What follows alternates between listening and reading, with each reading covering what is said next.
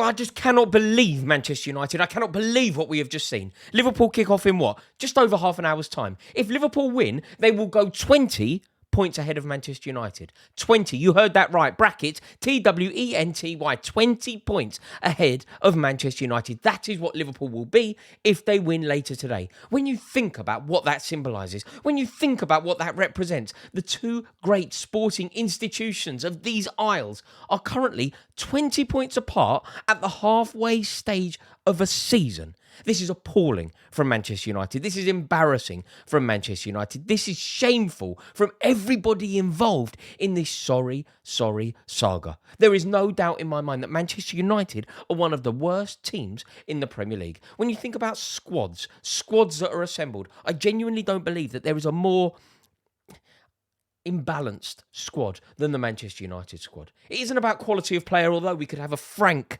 and fairly aggressive conversation around that as well. But just lacking in balance, lacking in quality. When you looked at the team that finished the game for Manchester United, it was woeful. And in fact, when you looked at the team that started the game for Manchester United, it was woeful. And that is why Manchester United are currently 7 points above the drop zone, and we are halfway through the season. They sit merely 7 points away from the drop zone. I mean, Andre Onana in goal. What a shocking signing he has been. What a terrible goalkeeper he is. It's all very well to say there were stages at this season where he was one of Manchester United's best players. It is meaningless. If you are a goalkeeper that is capable of getting done like that time and time again, like I guarantee you this, Andre Onana is less comfortable than a vampire when it comes to crosses. He is less comfortable around crosses than a vampire. That is how bad he is. He just doesn't want them. Like, he just gets done. He gets done time and time again. Like the other day, we saw Heung-min Son score from a corner. Today, what do we see? What do we see? What do we see happen from the same side, from the same corner? What happens? Cunha does exactly what Heung-min Son did the other day. I mean, it's exactly the same thing, and it's clearly not a coincidence. I mean, Vitor Pereira has been in English football for, a couple of minutes, right? I mean, what a mistake it was. Pereira was the manager, wasn't he? The Everton fans were graffitiing Pereira out, Lampard in. I mean, he has got the Midas touch. Everything he has done has been sensational. They're out the relegation zone. It has been a brilliant baptism into Premier League football from Pereira, but he hasn't been in the Premier League long. He hasn't really been in English football long, and he has done his homework. I mean, I don't know how difficult it is to work this one out, but he knows that Manchester United are awful at set pieces. He knows that Manchester United have conceded 10 goals from set pieces already this season. Manchester United, despite the fact that they have only played 18 games, they have conceded 10 goals from set pieces. And he knows that. So what does he do?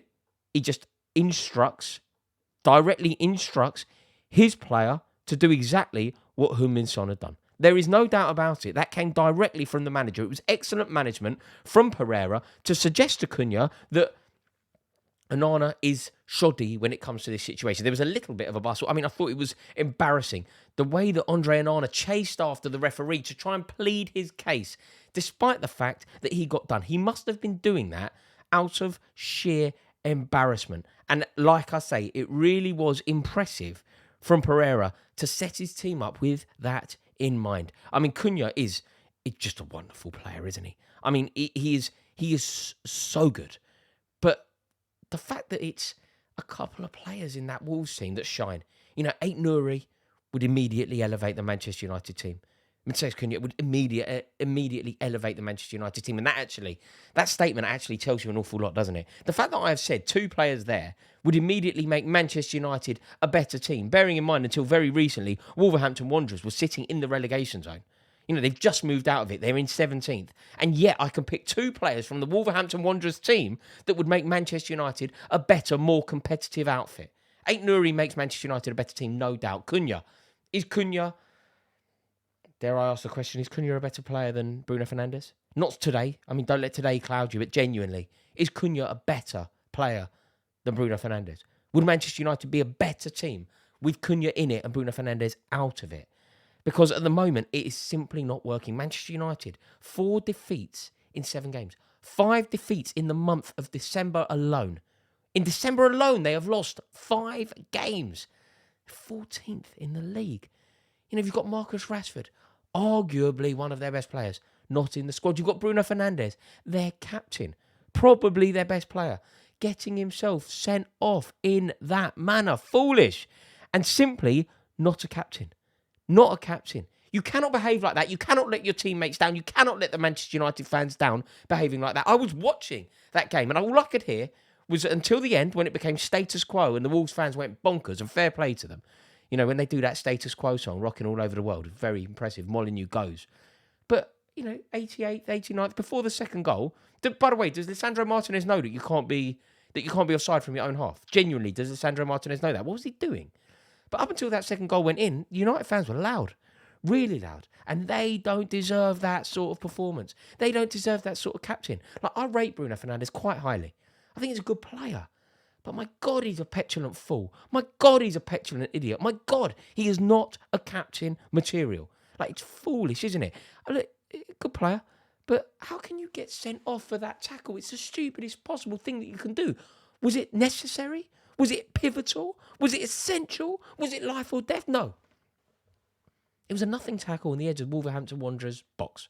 What were you doing it for? What were you getting caught in that situation for? Why did you make a desperate, rash tackle when you were already on a booking, you utter moron?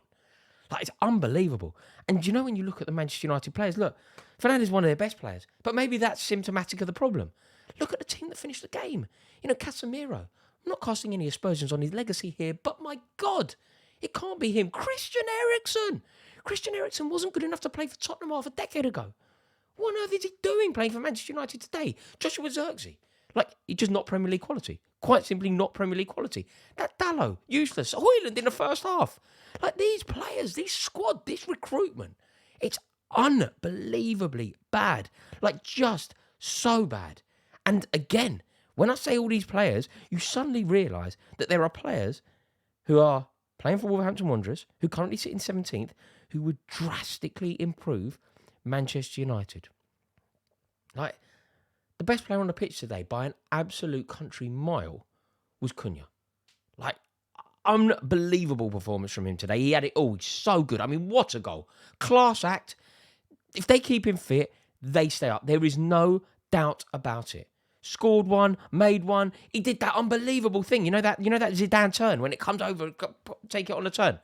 Unbelievable touch. Like, can do it all. And the second from him, really good goal. You know, very intelligent. Delayed the pass, gave Hwang pretty much the keeper to beat, which, let's face it, is the definition of an open goal. There is a question, however. Should he be on the pitch? I mean, that is a different conversation. Look, he's an amazing player, no doubt about it. But mental that he's on the pitch, to be fair. I mean, thieving the glasses off a fat man in a fight, that's an absolute no, innit? I mean, there's rules to the game. There's humour to the game. There's comedy to the game. But there are rules, man. And thieving the glasses off a fat man in a fight, nah, not on my watch. So whether he should be banned or not, I don't know. But he wasn't banned. Manchester United knew he was going to be playing. Ruben Amorim knew he was going to be playing. Ruben Amorim had to work out a tonic to somehow keep him away from the ball. And he didn't really come up with it. But I don't want to go extreme here. Amorim needs to sort this out. But obviously, Amorim is the right man for the job. That isn't even close to what I'm saying here. He just needs to sort it out. The problem that Amorim has is there is no manager tweaks that are possible to help Manchester United. The tweaks do not exist. There's no such thing as a managerial tweak that can suddenly make Dalot a good player. There's no such thing as a managerial tweak that can suddenly make Rasmus Højlund capable of scoring goals in the Premier League. There's no managerial tweak. There's no tactical shift that can suddenly make Rasmus Højlund capable of being a good Premier League player. These things don't exist. So it's important that we don't judge Ruben Amorim by that yardstick. Yeah, there are certain things that he needs to sort out. The defence, for starters. You can't concede a goal every time you get a corner when you know your goalkeeper can concede from corners. So you've got to work out, I don't know what the way that you work that out, I don't know what you do, but he does need to sort something out there. He really does, because at the moment, Manchester United are so easy to beat, and that is the problem. That is the problem. I mean, they are so far adrift. They are one of the worst sides in the league. Anyone who plays them is going to look and think that there is a vulnerability. They're in a mini crisis. Marcus Rashford's not in the squad. Fernandes now sent off again, by the way. The geezer seems to get sent off every week. Gets sent off, comes back, gets sent off, comes back, gets sent off, comes back. It's like Vidic. Remember when Vidic was playing for Man United? I don't know what they're going to do, but The day belongs to Cunha. The day belongs to Wolves. The day actually belongs to Pereira. That 3-0 away win to relegation rivals. And then 2-0 to Manchester United. Out of the relegation zone. They don't concede any goals. Rocking all over the world. Honestly, I don't know what is going on there. But for Manchester United, I mean, they can't even enjoy what's going on at Man City, can they? Because whatever goes on, you just can't enjoy it when your team are that bad. There we have it. Anyway, they're my thoughts on the game. I would really like to hear your thoughts. Please do let me know. Let me know what you think of the points that I've raised. I would genuinely love to hear it. The second that I put this video live, I am going to be in the comments before I watch the Liverpool game. So I'm very interested to hear what you have to say. I hope that you've all had a wonderful Christmas. I hope that you all are having a great time with your loved ones. Keep your chins up, and I really hope that things are going your way. Do me a favour before you go. Click like, massively helps me out, and I would be honoured if you would click that subscriber button. Like I say, it always helps me out, and it would be my honour to welcome you in to this community. Thank you so much for watching the video. In a bit, yo.